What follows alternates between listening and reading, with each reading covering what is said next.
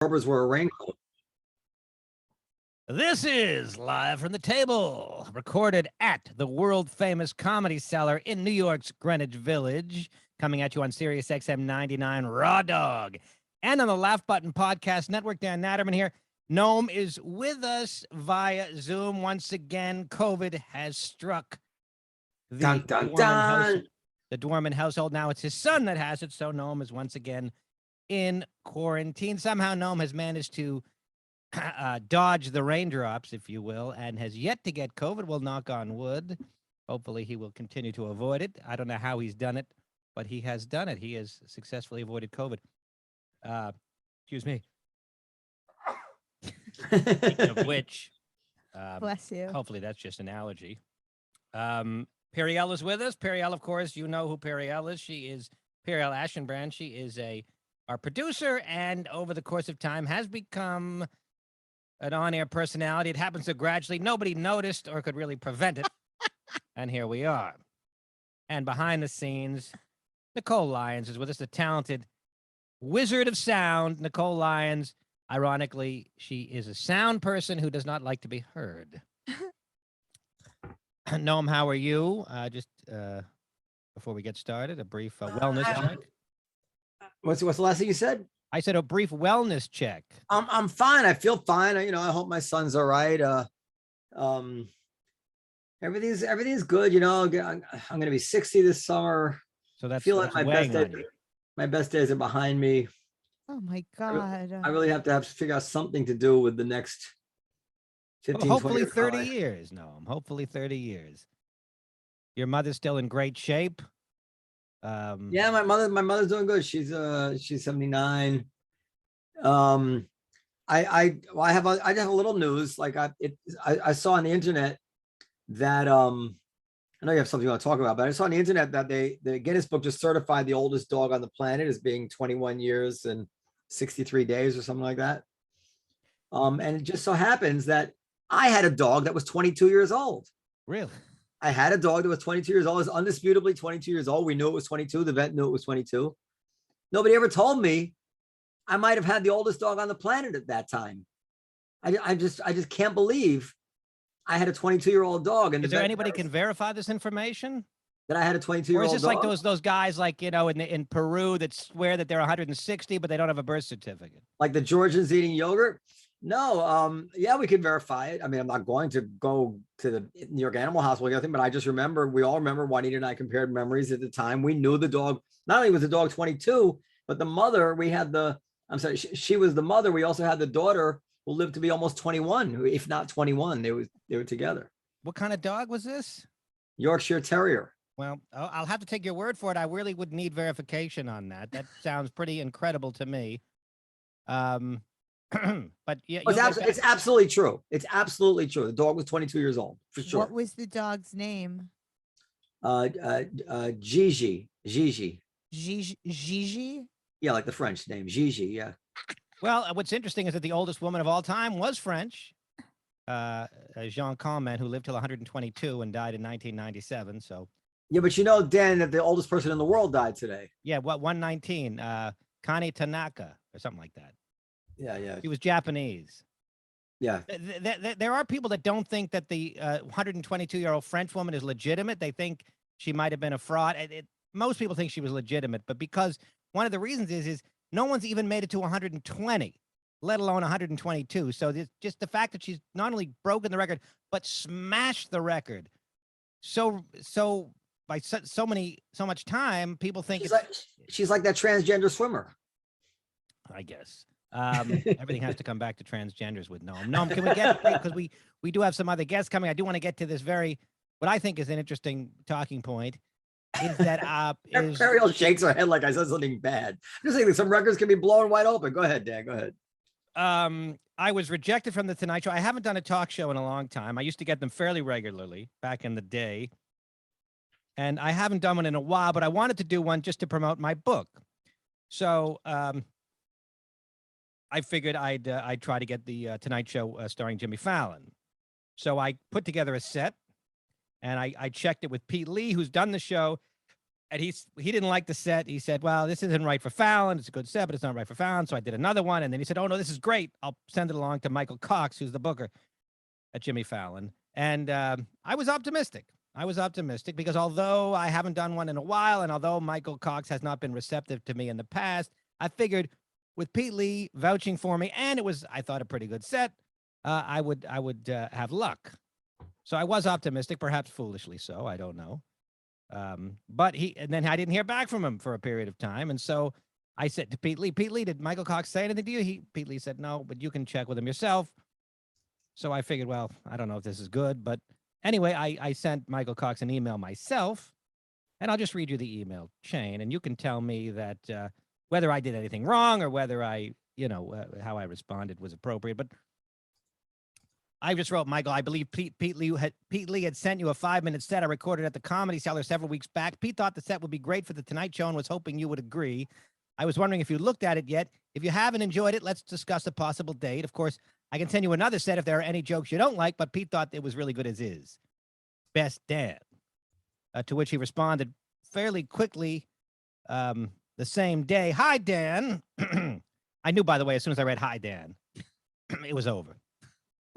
You get very good at as you advance in this business at knowing immediately when bad news is about to be dropped on you by the, if it was Dan, exclamation point, then I'd know, oh, I got the show. Hi, Dan, period. I know immediately I didn't get the show at that point. Thank you for following up. I really knew. I mean, if I didn't know with the hi, Dan, period, I knew with certitude after thank you for following up. Nobody would say thank you for following up if it was good news. Pete did send the set, and I watched it. Well, if there was ever any doubt, all doubt is now. I mean, even if there was even a smidge of a doubt, that doubt is now evaporated. Unfortunately, and of course that's confirmation. It's a pass at this time. I have a handful of comics with approved sets waiting for dates that I currently do not have. Feel free to check back later in the year. Now, perhaps the uneducated might say, well, oh, he said check back later in the year. I know better. And I know that anybody that really had any interest in having me on the show would have said, great set, really like it. We're a bit tied up right now. Check back later. Let's get you on. Or something of that nature. This to me, I mean, seemed to be a complete no without really wanting to say it no, because nobody likes to say no. I mean, would you agree with that, Periel? No. You wouldn't? Okay. No, I don't. Well, you're wrong. Okay. I believe you're wrong. No, what do you think about that? No, I think you're right, Dan. Yeah, I think so that if too. there was ever any doubt, having this conversation on air is the thing that's putting the nail in the coffin. Well, I mean, Well, the nail is, well, perhaps, but I think it's interesting. read what he said again. He said, hi, Dan. Thank you for following up. Pete did send the set, and I watched it. Unfortunately, it's a pass at this time. I have a handful of comics with approved dates, waiting for dates that I do not currently have. Feel free to check back later in the year. Thanks, Michael Cox, stand-up booker, The Tonight Show, Jimmy Well, Fallon. I mean, it's not a no, like he wouldn't look at another set or anything like that. For whatever reason, that particular set was not. Yes, but he didn't say that either. But he doesn't have to. He said, but no, he doesn't. But I have to interpret what he's saying because I need to know whether to check back later in the or try to get another show. I'd like to do the Fallon show if I have to choose. Well, but there's other shows I could try to get. Yeah, you should try to get them. Now I wrote back. Maybe you would. Periel, you're going to object to this. You probably think I screwed things up. I don't believe so, but you might think so, given what you've said. I wrote back. Happy to check back if you like the set and want to use me. If you don't anticipate using me, I'd rather focus elsewhere. Please advise. Now, you might find that a bit harsh. Perhaps it was. He wrote back, hi, Dan. You are welcome to focus elsewhere. I mean, of course, when you put it that way, he's going to say that. You didn't really give him. I mean, it's not his job to encourage you to, sit around and wait. But I think. No, but if he wants me on the show, if he thinks I'd be an asset for the show, it's his job to pick comics that he thinks would be good. So it's his job to tell me, hey, Dan, I really liked the opening joke, but the closing joke wasn't strong. If you could send me another set with a great closing joke, I think we could maybe, do something here. That's the kind of thing you would say if you had any intention of using somebody. Noam? but you gave him no choice, because if he says to you, no, don't check elsewhere, then he's really obligated to use you, because you've relied on him and passed up other opportunities. So he has no choice but to say, of Well, course. but he could have said, I do like the set, but I don't want to stop you from looking elsewhere. He could have said something like, well, if you hadn't said that to him, then I mean, I think that you could have interpreted it like that. He didn't have to say you're welcome to check back. Like, he could have just said it's a pass at this time. Best take care. but there was nothing about, it started off great. It got a little weak toward the end. If you can maybe beef up the last joke, or maybe he said, I liked the last joke, but you didn't start off strong enough. Beef up the first joke. It was just you're making these things. But I'm making these things based on 20 years plus of experience with dealing with these people, not to mention common sense. Common sense is, if you want to use somebody you think to be an asset to the show, you say, here's what it is. I saw the set, you didn't start off strong. You ended strong, but you didn't start off strong. Or maybe the middle was soft. Or I didn't like this joke. It was on the Tonight Show, we don't like jokes about blah blah blah blah. Or there was a joke about COVID, and COVID might be stale by the time the joke gets on the air. Well, how about? But okay. So, but if you cut that joke out and put in this joke, maybe we'll stop. Yeah, go ahead. How about just taking what he said at face value instead? You can't take anything in this business at face value. People don't talk straight in this business. It's everybody's full of shit. So you got to figure out, what are they trying to say? Well, I think that he was, I don't know. I mean, I think that. No, and what is your best interpretation of the original email and what his intentions were? I mean, and also, it's like, I've been around a while. I've been on a lot of shows. I mean, you're just going to tell me it's a pass at this time without anything? I mean, like, without any, like, oh, I really love the joke about this. Or I really love the joke, especially given the people that he's used. I don't want to mention names. There have been some good ones, obviously, but there have been ones. I mean, come on. Noam, your thoughts. Well, I mean, I know him the littlest a bit, and he's always seemed to be a very nice, straightforward guy. And I think that he gets many of these tapes all the time. And for whatever reason, I have no idea how they perceive you, but he passed. And but do you agree with me that it was a pretty, I mean, there's always a possibility he meant what he said, but it's pretty it was pretty cut and dried. Yeah, I mean, if you want to, I mean, I get what you're saying. I'm not gonna just lie to you. Like, if he thought you were like young and up and coming and a hot prospect that he didn't want, and he wanted, he saw that, this is a guy I'd like to have tied to the Tonight Show in the future, rather than Kimmel or whoever it is, that let me work with him. He might have done that. Instead, you're a known commodity, and I don't even know how many comedians they use now. And for whatever reason, quite a bit. They use quite a few. I also didn't see your set, but for whatever reason, it wasn't his thing, and well, I think he didn't have to write back that quickly. He seemed like very friendly. Stop trying to sugarcoat. I'm sure he's friendly. I'm not saying he's not friendly. I'm not saying it's not friendly. I'm saying it was a no, and I'm saying it's scandalous as far as I'm concerned to say no that abruptly, considering the people he's had on.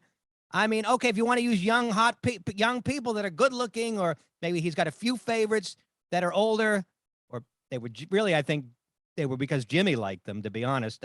But anyway, then okay, fine. But I think it's scandalous to just toss somebody out, abruptly dismiss somebody that's a longtime veteran that has superior jokes that are perfect for, if nothing else, talk shows. If I'm good for nothing else, I'm good for those shows. Well, and to just say, no, okay, fine. All right, I'm too old, or I don't have enough Twitter followers. Okay, fine. Terrific. If that's what you're basing it on, great. But permit me to be upset, and permit me to be scandalized, and permit me to feel anger. Well, I'd like to thank you personally for declaring war on the Tonight Show on my show. I'm not declaring war on the Tonight Show.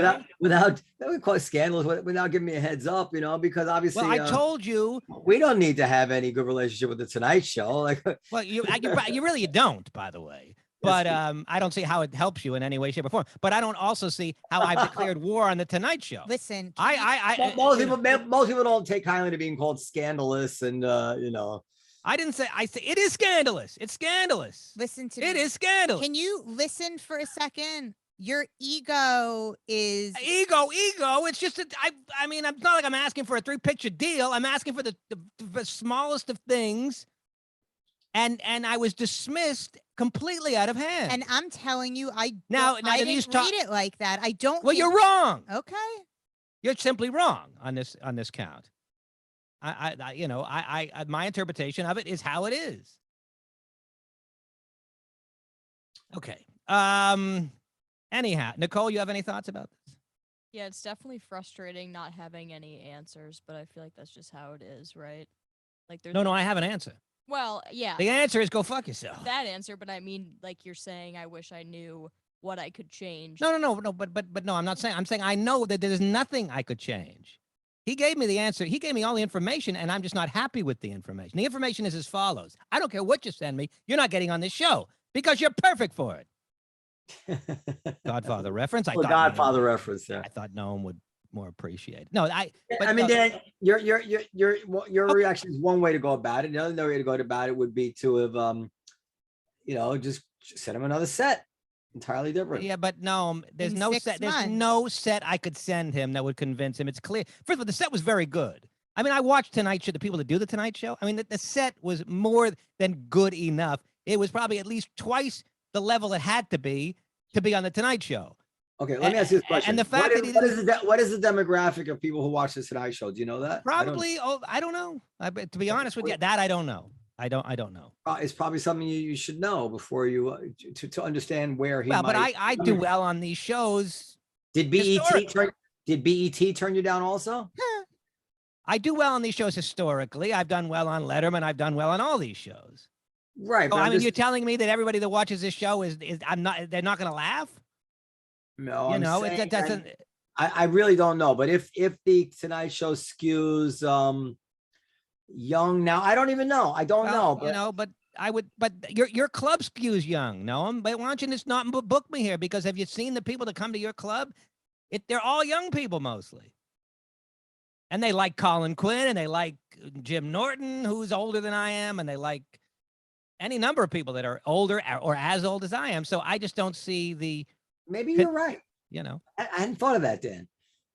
Maybe, well, maybe we should. Maybe you should stop booking all of us.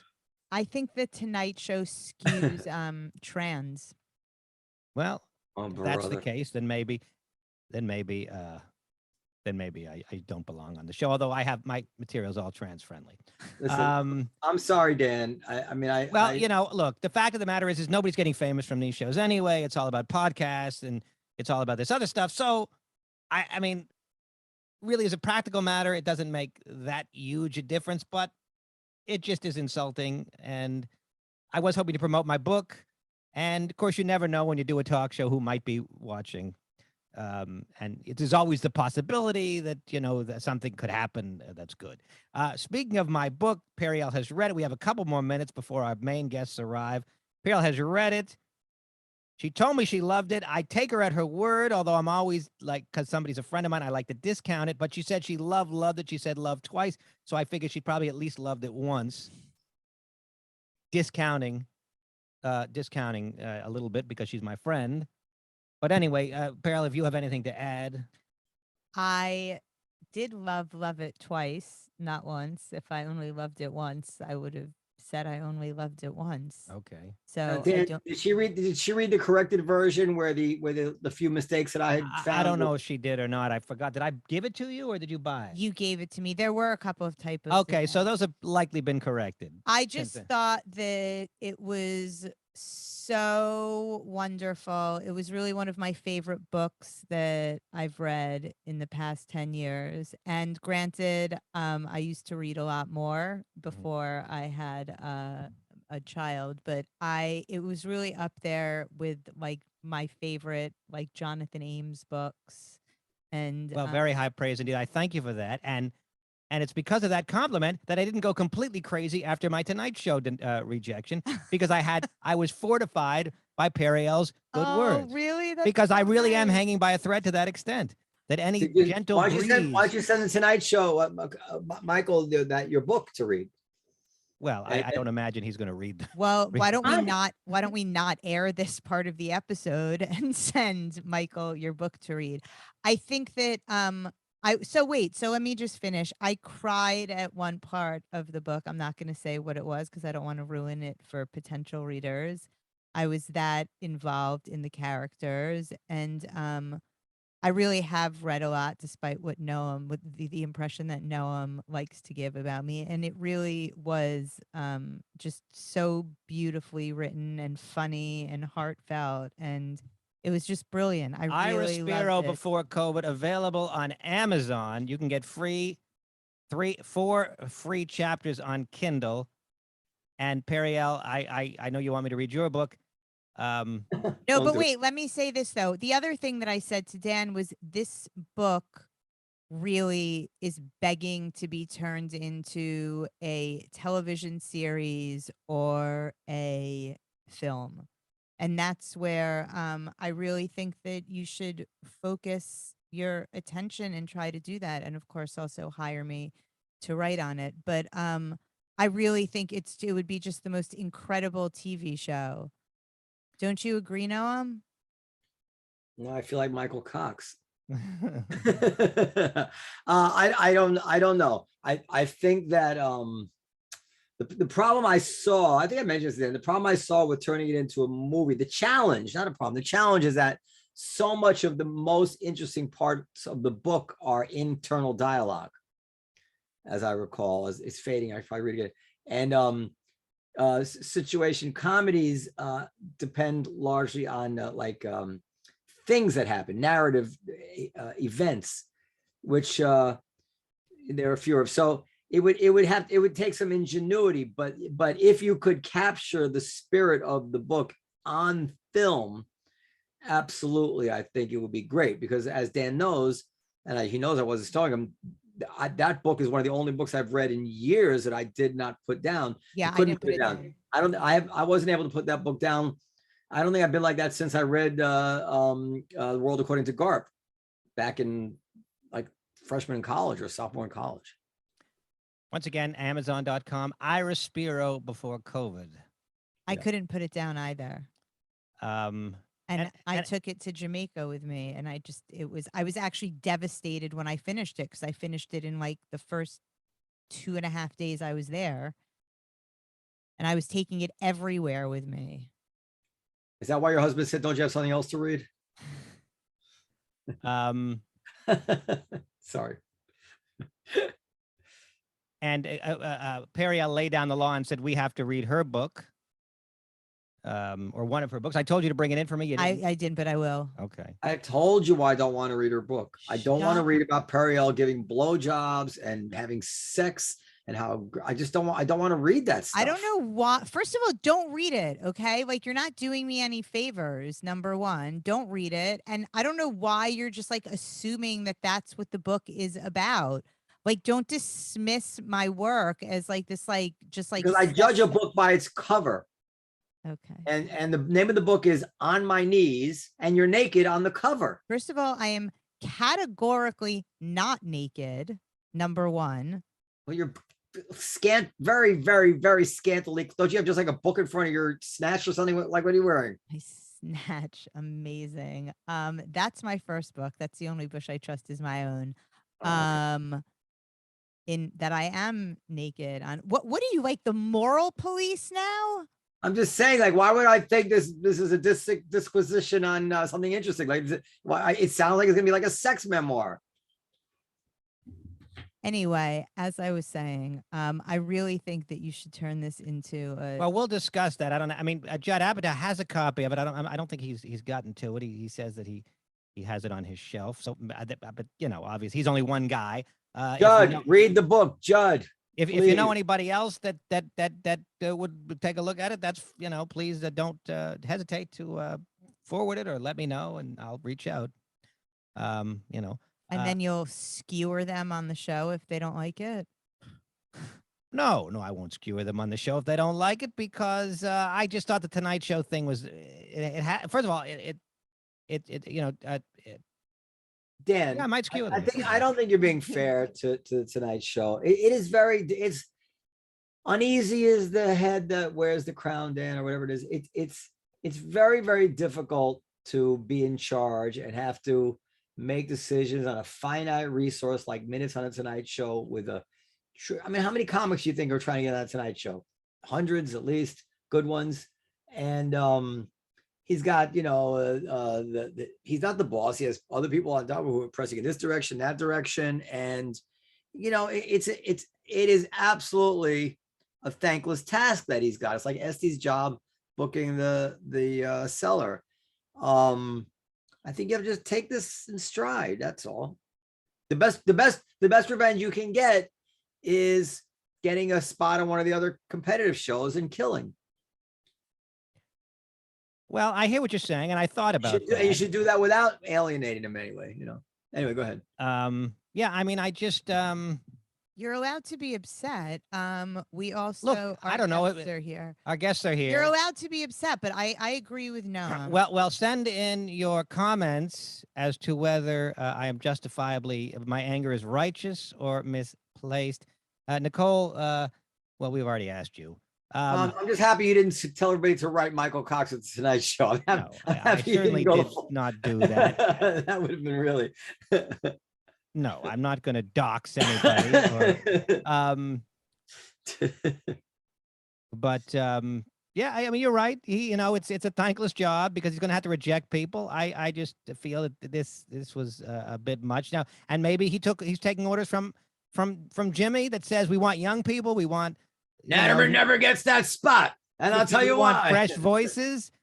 Maybe he could have said that in his email. Look, this is great stuff, but we're trying to break new people.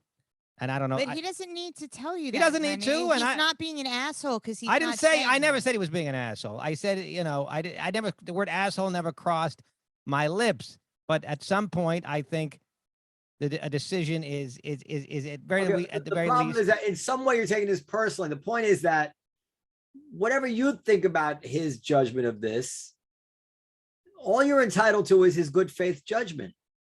And if you think, and I'm giving my good faith judgment on his good faith judgment, right? But I'm saying, like, you're not entitled for him to see the Tonight Show in your way, or that it should. What you are entitled to some extent is like that he not be doing it because he's playing favorites, or you know what? I'm not even. I don't know, but like you're entitled to his good faith judgment, and if you got his good faith judgment, then that's it. That's it. You got his good faith judgment. All right, bring our guests on. Okay, our guests. Let's bring them in. Let's bring them in. Hello.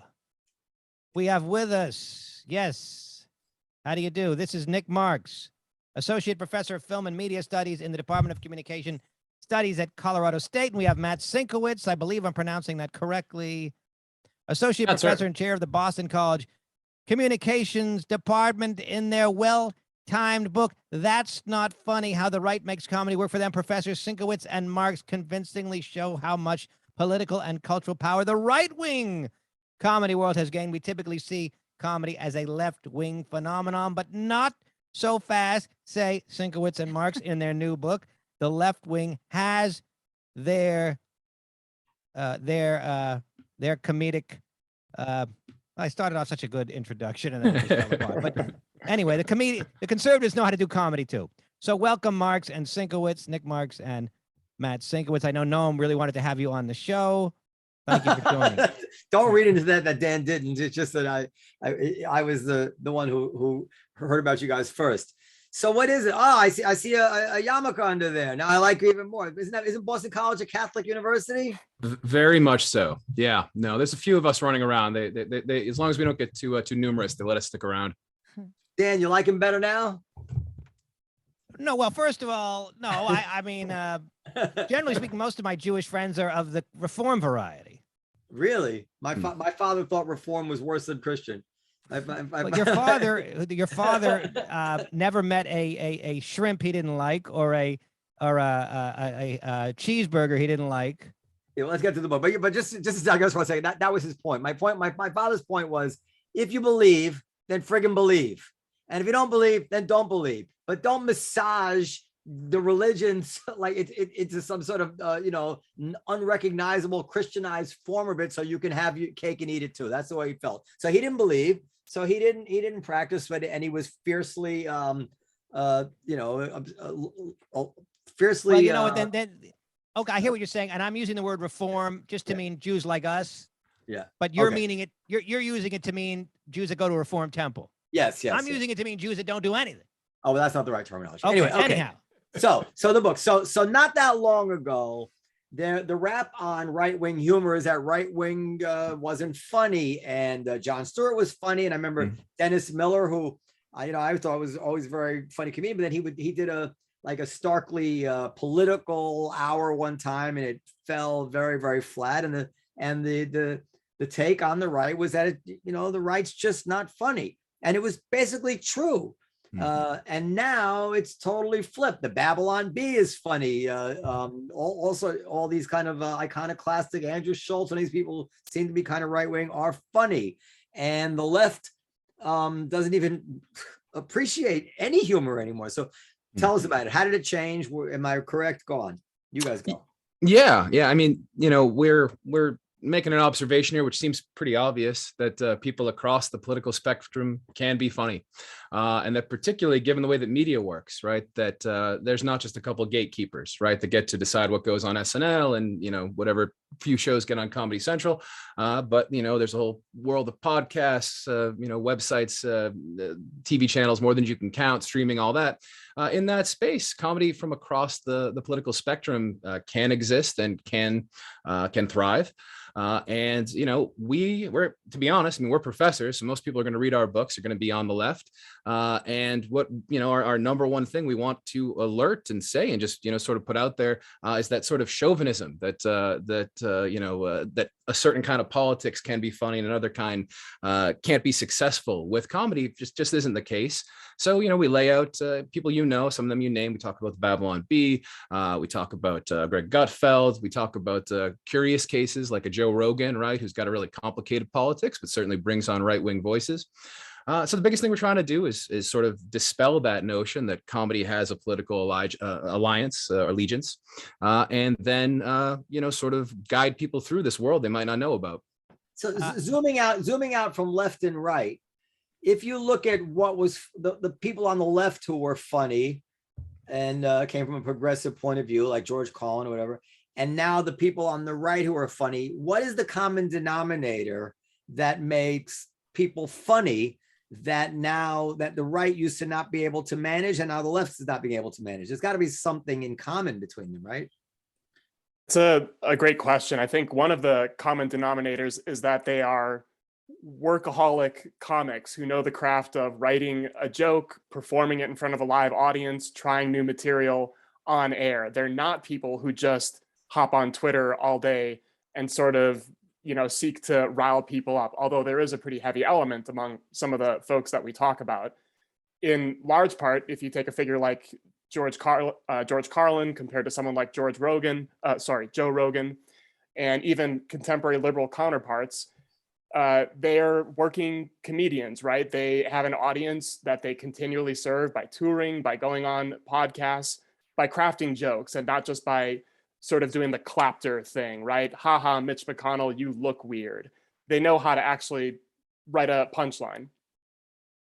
Dan, what do you think about this subject? Well, I think that conservatives have a bit of an obstacle to overcome. First of all, I think a lot of comics are conservative and they don't discuss it on stage. I mean, when I talk to them off stage, we have our very, very liberal comics, and we have our kind of politically centrist comics, and we have a lot that are a little bit to the right. But I think conservatism has a bit of an obstacle because some aspects of conservatism are inherently not funny, inherently hard and painful truths. If indeed immigration has to be limited because we have limited resources, or because society, there there have been studies to suggest that too much diversity erodes trust. That may be true. It's also sad and upsetting. And so, it becomes difficult to make jokes about these kinds of points of view that are conservative. If people that, if we have to, what else? Yeah, I mean, immigration in particular is if we can't let everybody in that wants to come here because it's just not practical, that's not funny. That's a sad truth, perhaps, but it's not funny. Well, I had an observation. Maybe this is something to worth thinking about. I'd had an observation a while ago that back in the 90s, the phrase politically incorrect was an extremely powerful marketing tool if you wanted to hook in a left-wing audience. They were hungry for something called politically incorrect. Now, the right wing would be enticed by that slogan, I believe. I don't have any empirical data, but I believe that's true. Sure. The left is turned off at this point by the idea of something being politically incorrect, puncturing norms, things like that, things you're not supposed to say. The left has never been more concerned in anybody's lifetime about people not saying the things they're not supposed to say. Isn't that part of the reason that the funny has kind of moved from one side to the other? Because one side is now, well, you get the point. Yeah, no, I mean, yeah, for sure. I mean, part of what we are driving at, I think, is not too far from that point. That there, and look, you can't paint with too broad a brush, right? When you say the left, that's a big space, and there are places on the left that are adventurous and are willing to push boundaries. But that sort of center left space that has tended to dominate the comedy world. Again, think of the big institutions. I don't know, the SNLs or the back when the Daily Show mattered, that kind of thing, right? They were that center left space has become a place that is more risk averse. I think there's no question about that, right? And a lot of that comes from reasonably good instincts about aiming towards inclusivity and these kinds of things. But at the same time, risk aversion is death to comedy, right? If you're not willing to cross boundary, I mean, all comedy is some kind of violation. Right. I mean, there's question about how that violation has to be framed to be funny, but you got to be willing to violate something. Right. And I do think that, as comedy is mainstreamed and maybe become, sort of associated, or certain parts of the comedic landscape got really heavily associated with the Democratic Party. Think of people like Jon Stewart sort of becoming sort of the leader of the Democratic Party in some sense in the early 2000s, sort of holding rallies on, the Capitol lawn and these kinds of things. There's a certain risk aversion that came with that. And whether or not you enjoy these comedians on the right, they don't have the old school National Review risk aversion. Right. That notion of conservatism is not what we're talking about when we're talking about right-wing comedy. We're talking about people who do embrace breaking norms, sometimes in ways that, bring out all kinds of funny possibilities, sometimes that are going to be super offensive, and it becomes a matter of sort of taste. But I do think that question of risk aversion has shifted, and that center-left institutions have become increasingly risk averse, and that hurts the possibility for comedy for sure. Well, what are the like, would you say the top 5 themes of right-wing comedy at this point? In terms of joke themes, sure. What percentage is just making fun of wokeness? That's a great question. Yeah. I don't know if I can name 5 off the top of my head, but I will say the thing that unites, we cover a range of right-wing comedians in the book. So mainstream folks like Greg Gutfeld and Jesse Waters on Fox News, Joe Rogan, the Babylon Beast. They're not comedians, right? They're funny personalities. They're not stand-up. They're not comedians, but they're doing shows they want to brand as comedy. But yeah, they're not stand-up, certainly. Okay. I'll say the thing that kind of unites this vast range of right-wing comedians is a collective sort of political, ideological, and cultural enemy, the libs, right? A lot of that comedy seeks to sort of take as a punching bag many of the elements that you might name, wokeness and political correctness on the left. They might not always agree on specific issues, like some of the identity-based things, trans and gay rights, but they are more often than not united behind an effort that will make Nancy Pelosi look bad or feel bad, right? Or make some member of the K-Hive come after them on Twitter if they go after one of their favorite politicians. What's the K-Hive? That's the group of folks online who are very supportive of our current vice president, Kamala Harris. Oh, the K is for camel. I know. You I know, never heard that. yes, I never heard that expression. I'm so the sorry only- that I the had to only- introduce that. The only really right-wing stand-up that I can name is Nick DiPaolo. Hmm? The only right-wing, like these other people they mentioned are not stand-ups, as you had said. Yeah. Well, Nick some, DiPaolo is really the only one. Maybe Andrew Schultz a little bit. As you Well, said. Andrew Schultz, I mean, I was about to say, you know, I'd say that right wing is not the most accurate phrase to best describe what we're seeing. I think it's more libertarian, and it Yeah. may even be old left in a certain sense. Like, I don't know what Dave Chappelle certainly would not describe himself as right wing, No. and yet he's making a lot of jokes that are music to the ears of right of center people. Yeah, I mean, for sure. I think that the most common political, the box that would get ticked for the people we write about probably is sort of libertarian, heavy towards the free market stuff, heavy towards the free expression stuff. But you also, Babylon Bee, for example, which comes from a very avowedly evangelical Christian perspective, ties right into that world. You get people like, we talk about some kind of wacky characters, people like Bronze Age pervert and these like sort of very Trumpy, like very nationalist kinds of types that tie into that world too, who are not libertarian. They're sort of like, I don't know, paleo or like old school kind of nationalist, very, very sort of unusual worldviews. I mean, I think it's a good point that stand-up is not the place where this thrives best, right? And we are constantly referring to in this book the way in which it's really sort of the way that new media works, the sort of the way that algorithms line up a feed on a Facebook or a Twitter or wherever else that puts together people from, that libertarian space, but the places around it and sort of puts them together. Can I interrupt you for a second? Please, yeah. Yeah. It can't be emphasized enough that the censorious center for my whole lifetime was the right. So if you think of the movie Animal House, yeah, Dean Wormer or any Dean Wormer type character was a sure. stodgy right winger. But if you were to make Animal House today, he could totally be an uptight left wing woke whatever. The diversity and inclusion person could play that would that's be true. The Dean Wormer of today. The old Dean Wormer character, might not even reverberate with many people anymore. But that was the natural target of comedy, and I just think that's really, it's a simple explanation, but I think there's a whole lot to that. You want to get under the skin of the people who don't want you to say certain things. And who is that, right? Now, I have to say, Periel's not going to believe this. Like, I've been hearing a lot of jokes lately about these laws that want us that replace women or mothers with birthing people. Have you heard this? And you're not going to believe this, Periel. I have a little sympathy for the birthing people. I don't like. There's something mean about it. I mean, I'm so unwoke. What do you mean? What part of this am I not going to believe? You're not gonna believe it. I'm saying it.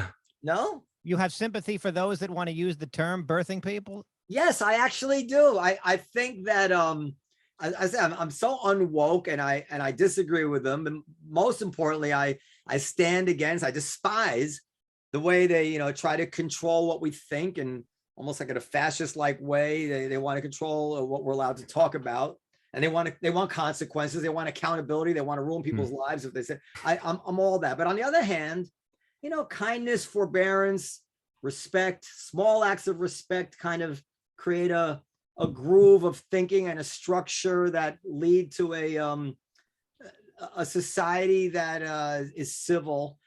And lack of respect is a building block of hatred and bigotry. So what's so terrible on you? What's so terrible about birthing? Look, put it this way: we all snicker, right? But if any of us had a transgender or non-binary child, all of a sudden we'd see the world differently. All of a sudden we look at the world and worry about our child. And what can the world do to allow our child a more fulfilling life?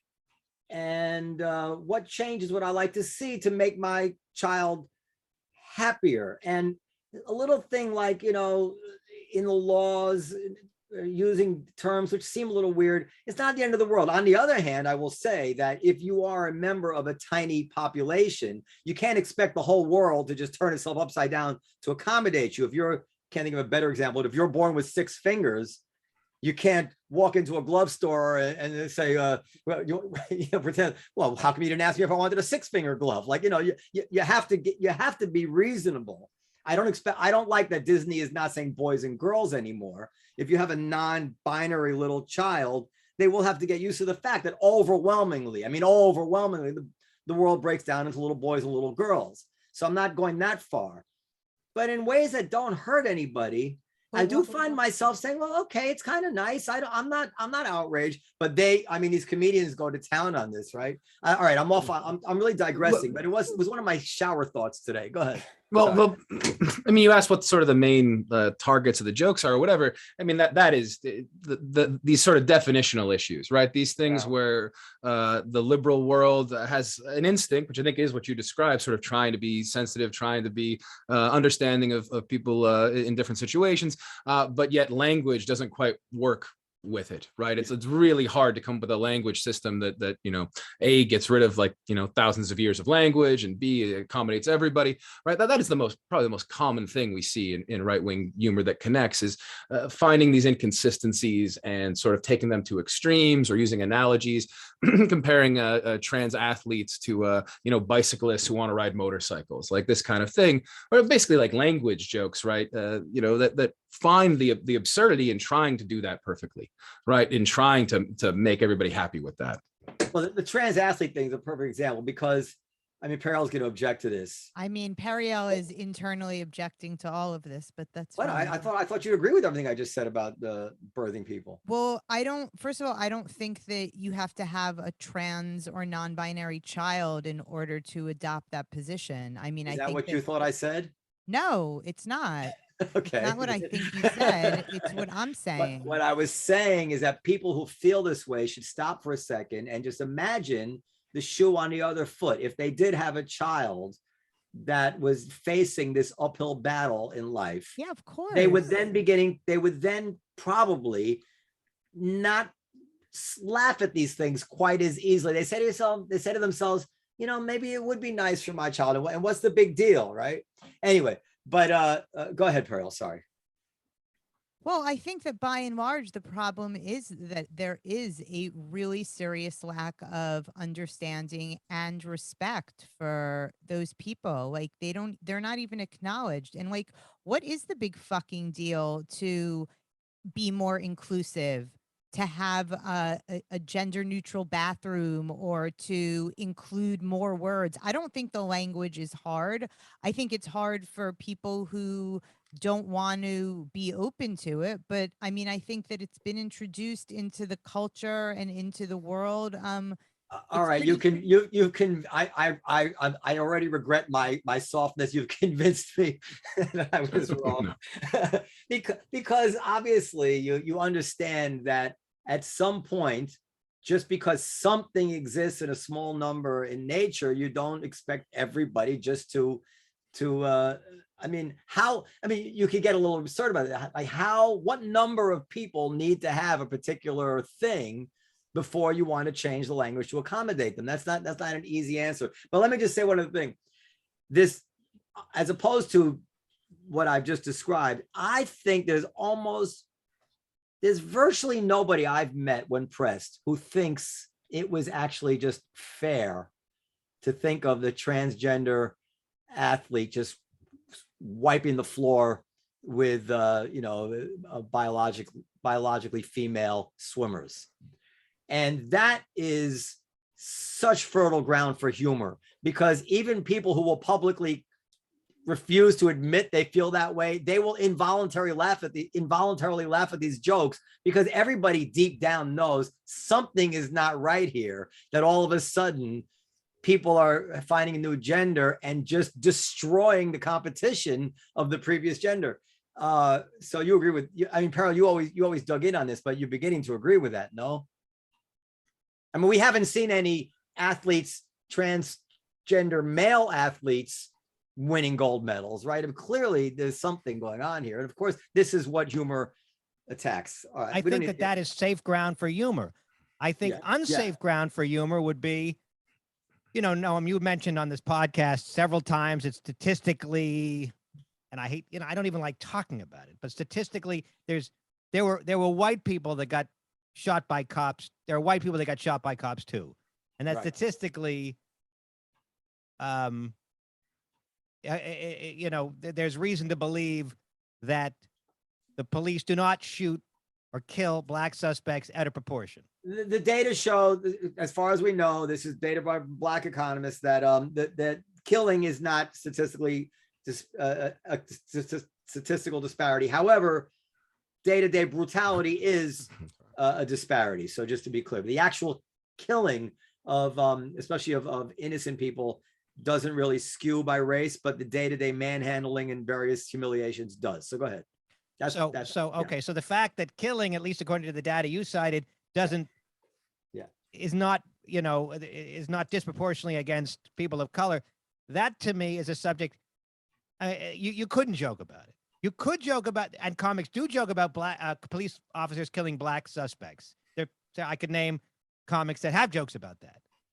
About killing black suspects? Yes, like about how being black and the cops shoot us, and you know. Oh, I see. Yeah. They're not joking about the event. They're joking about. They're joking about the concept. Yeah. No, but the brunt of the joke is the cops, not the black people being shot. Yeah. But if you then made the brunt of the joke people that believe bogus statistics, you wouldn't get away with it. Yeah. It's just a subject that's just forget it. I mean, you can joke about a trans athlete. That can be done, but you're not going to be joking. There's certain things, forget it. You are not going to get a laugh, except maybe with a certain group of people, very limited. Going back to a point that Matt raised earlier, that whether it's right or left, all humor has some violation at the core of it, that the audience has to be unexpected and kind of jolted out of their sort of status quo mindset. And what you've described there are two places that absolutely left liberal comedians aren't willing to go anymore. Some for very good reasons, maybe some for bad faith reasons, that now is being occupied by right-wing comedians. And so that's kind of a central theme of the book over and over, is that the left is kind of operating on this self-censoriousness, where the right wing is the ones now kind of pushing against whatever the controversial topic of the day is, and at least willing to joke about it. Now, are you gentlemen tenured professors? We are. We are, yeah. Okay. We are. So you can speak a little more freely. What is it like being professors who I'm assuming don't toe the line on the ideas of the day when it comes to wokeness and stuff like that? You guys get a lot of flack. You're worried. Your students object. Do we know that they don't toe the line, or are they just? Yeah, we can clarify. We I mean, I'm happy to. Please do. Yeah. So, you know, like there's different kinds of towing the line, right? The thing that we are not doing, we're not towing the line quite clearly. And, you know, we have some people who, you know, they subtweet us a lot, is simply acknowledging the idea that something on the right can be successful in terms of comedy, that it should be called comedy. I mean, that might sound ridiculous. I don't know, talking to comedians, right? That there would be some sort of political test for comedy. But the reality is, in a lot of comedy scholarship, that also might sound ridiculous. I don't know if the idea of comedy scholarship sounds ridiculous or not. But in that space, there is an idea that there's a political test for comedy. So that's the first point in which we don't toe the line. You know, in terms of our own politics, I mean, we're liberals, broadly speaking, but we're people who are interested in really understanding the breadth of things, right? And not trying to. One thing that the book clearly doesn't go for is the idea that if you don't like something, you should hide it. You should ignore it and put it to the side. And so there's a certain extent to which, yeah, I've given students, you know, like a chapter from the book that we wrote about the Babylon Bee or something, right? Which has got various right-wing perspectives in it. And the most common response I get from it is like, I thought it was so funny, and then I realized it was wrong, right? Then I realized that like, oh, wait a minute, this is coming from a different perspective, right? And as an educator, right, that's good as far as I'm concerned, right? That really makes you kind of question where you're coming from, what does funny mean to you, that sort of thing. So to that extent, I mean, I'm not worried about getting in trouble by any stretch, but like we ruffle some feathers with it, no question. What do you guys think, Professor Marx? You want to add to that? No. What do you guys think? Just because it's related, I'm sure you have some thoughts on it. What do you think about? What do you think is going to happen with Elon Musk if the deal closes and he takes over Twitter? What kind of change is that going to make? I am going to give a very boring and short answer and say absolutely nothing significant. I think everybody who's been posting is going to continue posting. They might threaten to leave.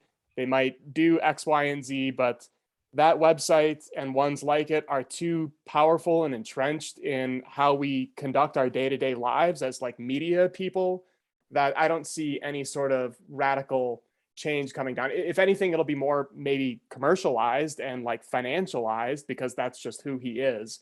But all the sort of micro issues of like cancellation and censoring people, I just kind of shrug at the end of the day. I don't think it's going to be a big deal. No, one point we made, I think a week ago or 2 weeks ago is how people are pretty much saying what they want already on Twitter. And it's just amazing what people are saying. And somebody made the point also that Twitter, a lot of Twitter is not in English, and the censors can't even censor it if they don't have enough manpower that speak these other languages. So Twitter's already kind of a free for all. Well, here's like some easy questions. Do you think Trump will be allowed back on Twitter? Let's hope not. I think he has to. I don't see how Elon Musk could. I thought I read that he should not let the former president back on. That's a simple, tough question. I mean. Gosh, yeah. Probably yes. I don't know. What do you think, Nick? That's a great question. I think that's a stumper, right? Whether Musk actually goes through with the deal and keeps it, I think we're going to see Trump back on Twitter eventually. He's too. Whatever you think of him and his politics, I don't like them and him, but he is going to be the Republican nominee for president in 2 years. I don't think so. But go ahead. That's go ahead. Get that. No time.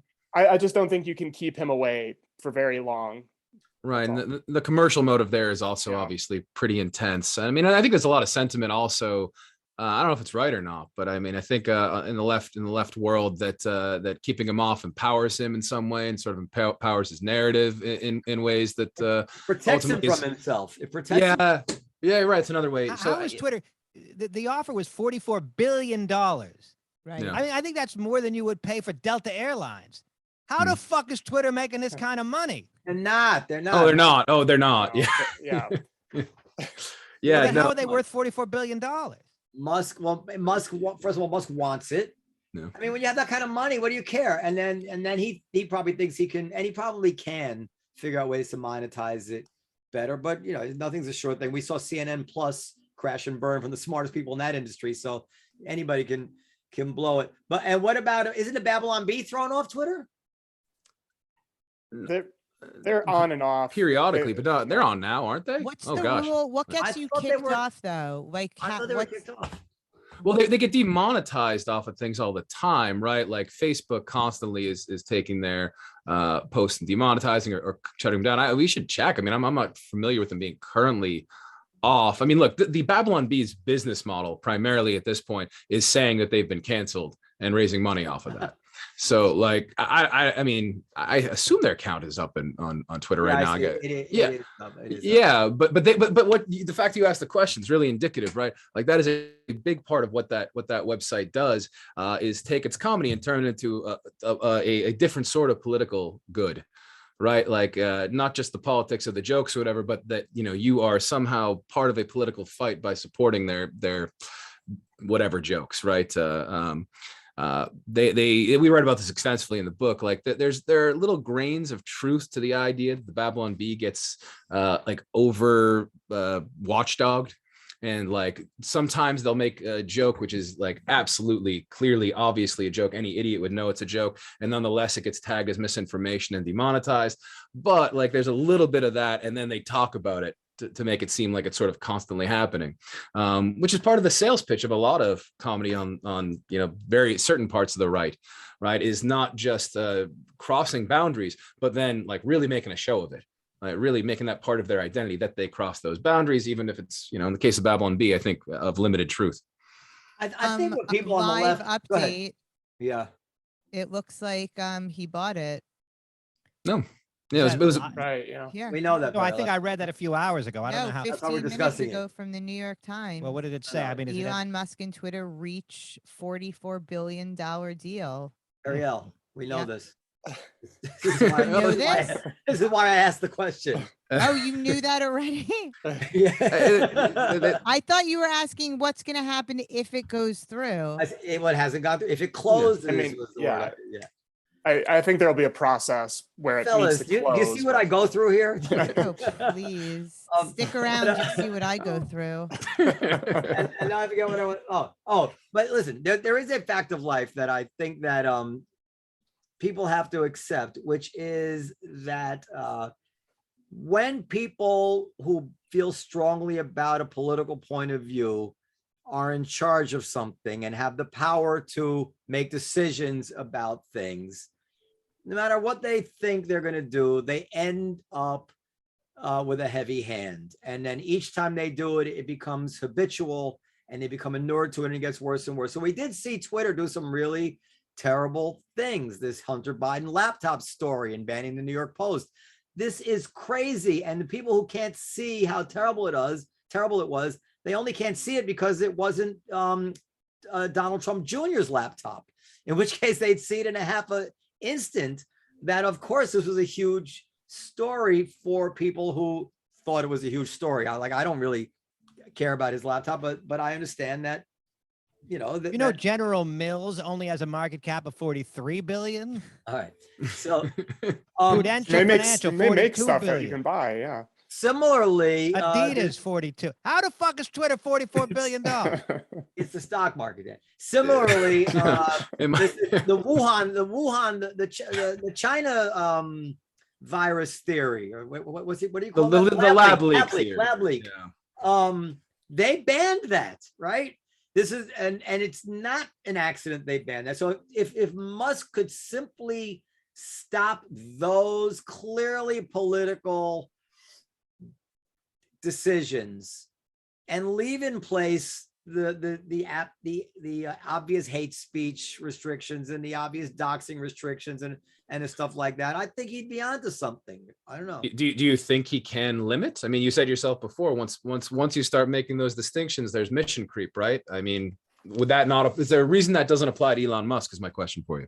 Yeah, I think I could do it too. I think there's a certain people who really, no, because I really believe in that stuff. Comedy Seller Enterprise is $22 billion. Yeah.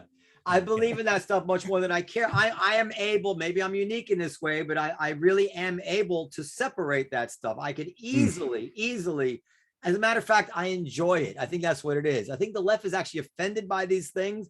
But when I read something that's like outrageous, I'm like, oh, that's great. Let's get him on the show. Let's talk about it. Let's argue about it. I don't have that instinct to want to see it buried.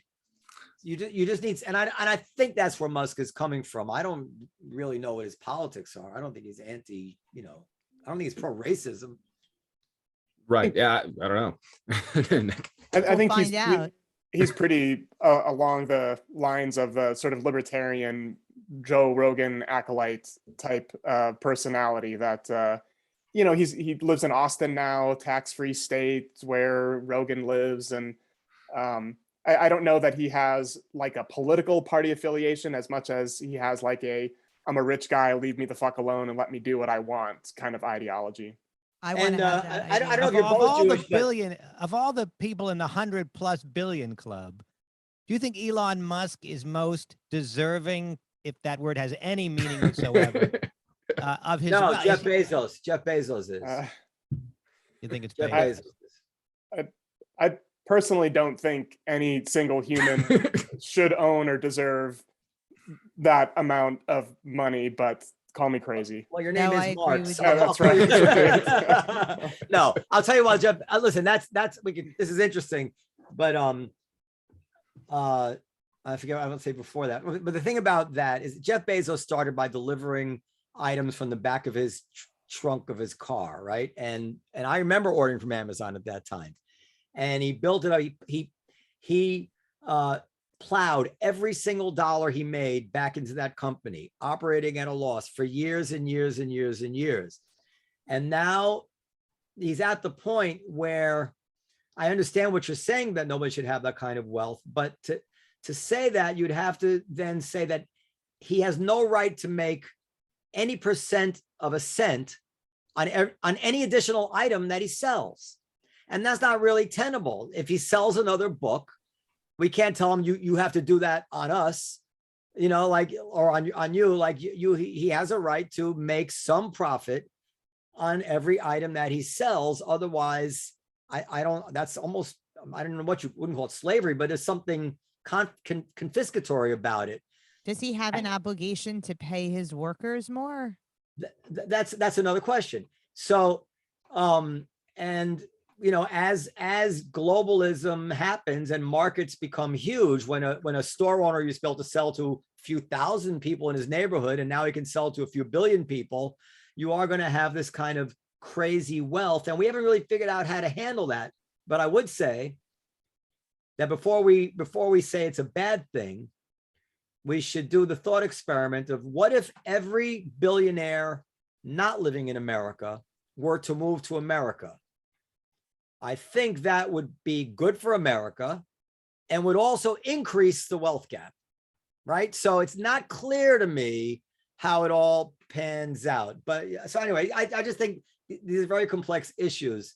But anyway, I would say Jeff Bezos. And if you think about the good that Amazon did during the pandemic, I mean, the ability that these technologies, especially Amazon, allowed us to get through this pandemic with things delivered to our doorstep that we needed. This is a tremendous thing that he's done for the good. So I'm, if he makes ridiculous money and gives it to charity or whatever, I think we're focusing on the wrong thing.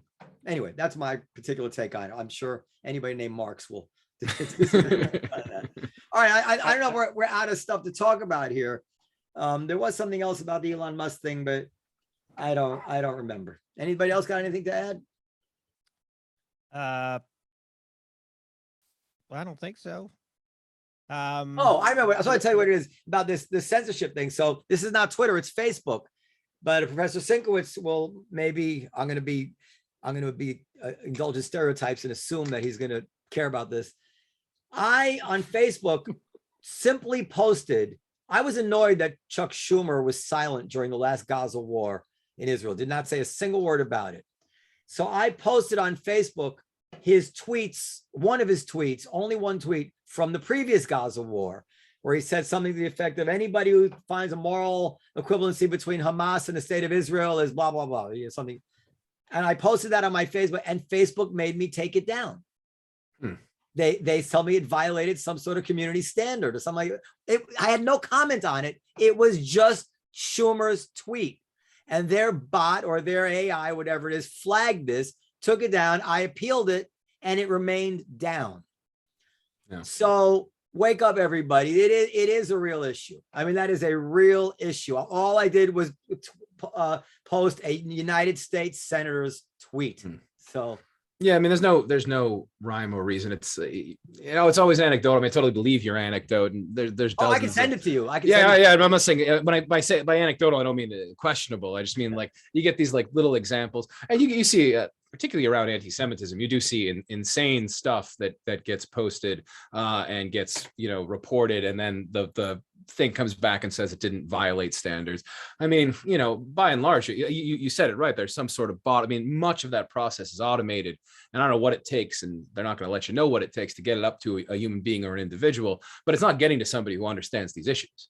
I mean, I think that's I think a lot of it is automated. So there's a keyword in there, and you could appeal it. You could appeal it, I think. Right, but he's saying he did appeal it and it didn't come back. I mean, associated with this or that through some sort of algorithm. For sure. I mean, the lack of transparency on it is maddening. And I mean, I would say you can sort of find people from like a wide range of positions on an issue complaining about this sort of thing. You're not wrong. I mean, what comes across my desk very often are, outrageous anti-Semitic stuff that's being posted in the context sometimes of Israel things, sometimes just, I don't know, other stuff that doesn't violate community standards, these kinds of things. It certainly erodes trust in this platform. I mean, there's no question, and maybe that's a good thing. But with these massive platforms where you have this incredible amount of data going second by second, you can't possibly get that to be accurate and consistent with these issues. The question is, ching ching sound. No, that was here last week? Is that from you? Is that a tip for me? It's I'm a little hard of hearing because all the years I was playing loud music, and I tried to find it. Something's coming up, and I sampled like 100 different text message notification sounds to pick out which one had the frequencies that I could hear the most easily, like if it's in my pocket or something. And it turned out, I don't know if it's because of the frequencies or just my association, it turned out to be a cash register. No Jewish jokes, please. I'm reporting you for anti-Semitism, but people don't care. So that's really the reason I have that. I should probably change it. All right. Well, you guys you're great. Dan, introduce the book one more time, or what? Maybe you guys should plug it. Go ahead, plug the book. Okay, let me just. I have to get the title right here. The book is called "That's Not Funny: How the Right Makes Comedy Work for Them." It's out on May 3rd. You can pre-order now at all the places where you order books, including Amazon, which I'll make an exception for. Is there that's right. Is there a Kindle edition? There is. Yeah. I only read Kindle nowadays, unless I have no choice. I prefer, you know what, I read on my phone because, for example, say I'm eating at a restaurant. I can hold the phone in one hand and eat with the other. Why are you reading? It's just like porn, but for reading. Why a book requires two hands? Yeah, we get it. I'm saying that is not the best thing about a Kindle. The best thing about a Kindle is that you can, now your professors, you probably don't ever do this, but you can look up the word instantly while you're reading it if you don't know what the word means. And I find that has changed my life. Like I used to skip over words or get the wrong impression of what they meant. I'm trying desperately to get my kids to get in the habit of just looking up every word that they don't know the meaning to. And by the way, if you really know your Kindle, it also keeps track of every word that you do that with. So that, and then it has a thing where you can quiz yourself on the words that you've looked up over time. So how can you begrudge this guy money? Wow. I mean, it's a fantastic invention. Well, I mean, what do you think about Amazon? I mean, I guess it's devastated local bookstores. Yeah, it's horrible. Yeah. And you might say, well, that's capitalism. And aren't they're like workers like sitting there in like actual fucking diapers? They're not allowed to take like pee breaks. It's like Jeff Bezos has enough money. Okay. It's like, we get it. It's brilliant. You're a genius. You figured out this whole thing. Like, great. But well, first of all, as far as the workers, let's just all acknowledge that there's never been more jobs that were unfilled than there are now. And the workers are bookstore workers are not, it's not exactly a high skilled job. There's kids and stuff. So I'm saying that, that is capitalism. This industry wanes and this industry grows. It seems to me we have more jobs than ever. As far as the diaper thing, that was disturbing to read, but yet there are all sorts of federal laws up the wazoo about what you can and can't do, have workers do. And Amazon, except for this one instance in Queens, wherever it was, or I forget where it was, they seem to turn down unions. So I would take these isolated reports with a grain of salt. I don't know that Amazon workers are that unhappy. I don't. But maybe. I mean, I think that's a different issue altogether. Pretty widely reported. I will tell you this. If you want to know where the worst treated workers are, it is not at places like Amazon. It is at little businesses that are under the radar, like a bodega or something, where they have some immigrant working in the basement peeling potatoes or vegetables for 20 hours, and maybe he's illegal. this is when you are a high profile like Amazon, you are so motivated to treat your employees in a way that can't ruin you, as opposed to a diner off a highway in Idaho where the boss has his way with every employee and every waitress and whatever it is. So I don't whatever's going wrong in Amazon, don't assume that the small business is where the workers are safe. That's probably not the case. Anyway, Could both be bad though, right? they could Yes. both be bad, but the thing is that the huge high profile business like Amazon can only be bad for so long because somebody drops a dime and the whole world goes crazy about it. They'll even pass legislation about it if Amazon does it. You try getting that kind of attention if you work, it's some small business. But I have a feeling the employees at Amazon are, I don't know, I don't know. What do we worry about? Worry about Amazon? Or you worry about the place where these Amazon goods are manufactured in China? Both. it- Why is it mutually exclusive? Why well, can't it go?